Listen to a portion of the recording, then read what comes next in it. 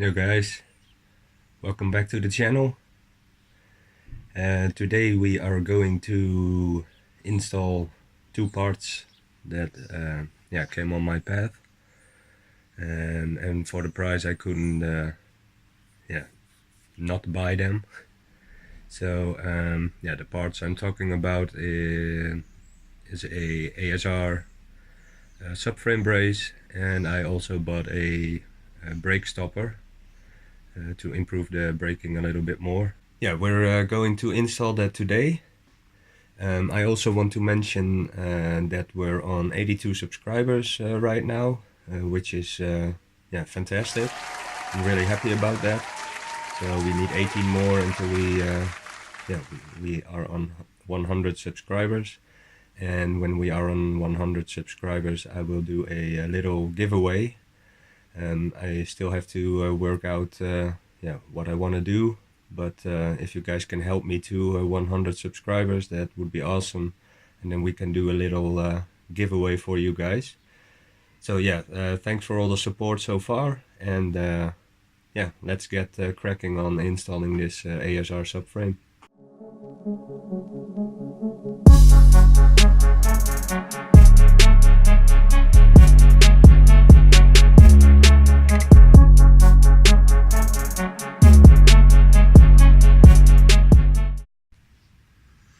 So this is the brace I bought.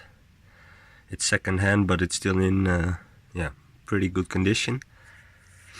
I already started working on the car, so I removed the bolts from the coilover and the one from the subframe on both sides, and I had to re-tap the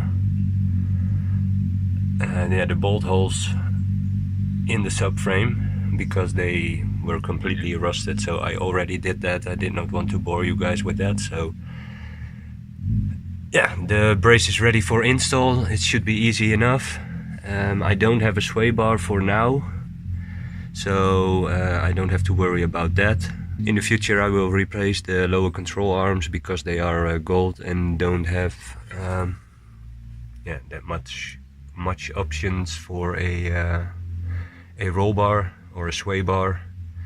It only has one hole for it, so and I don't like the gold with the silver subframe, so I will be replacing that in the future. So I'm gonna put you guys on a time lapse, and then I will install the subframe.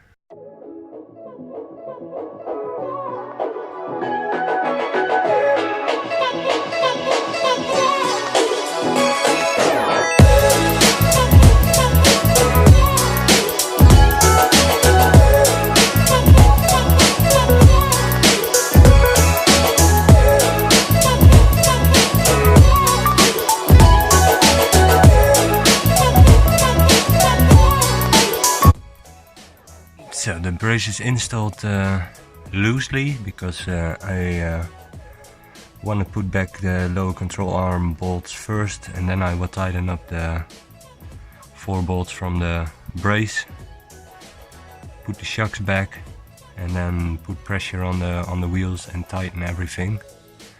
So that's what I'm going to do now. So here we go with another time lapse.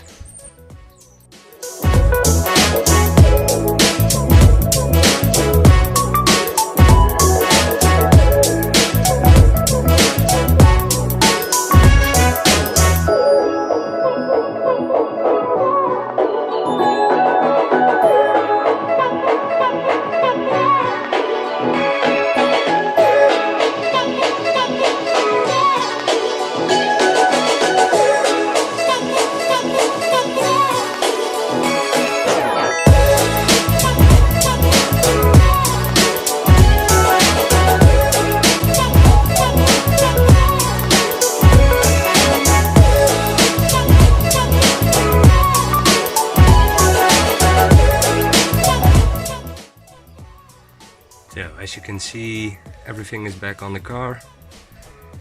I hope this protects the subframe a little bit more, because the car is pretty stiff on the back. with the coilovers, but yeah, we will see about that. I think every small bit helps, so and I like the look of it, so that's also a reason why I did it. Yeah, we are going to continue with the brake stopper now, and then we will wrap this video up. 12 seconds later. So the installation of the brake stopper has to wait. I do not have a long enough bolt or something to press the small thing against the brake to keep it in place. So yeah, it has to wait for now. And what I did in the meantime, since the wire tuck, my car was leaking washer fluid, so I thought the washer fluid container was leaking, but it turned out the little motor wasn't fully in there, so I pressed it back in the hole so the rubber seal could seal everything as intended, and if I'm not mistaken, it's not leaking anymore. So yeah, for now this is the video. Yeah, I wish I could install the brake stopper, but it has to wait for a new video. I also have something for the new video already. Maybe as you already saw, I'm driving on the original Silverstone rims again, or wheels again.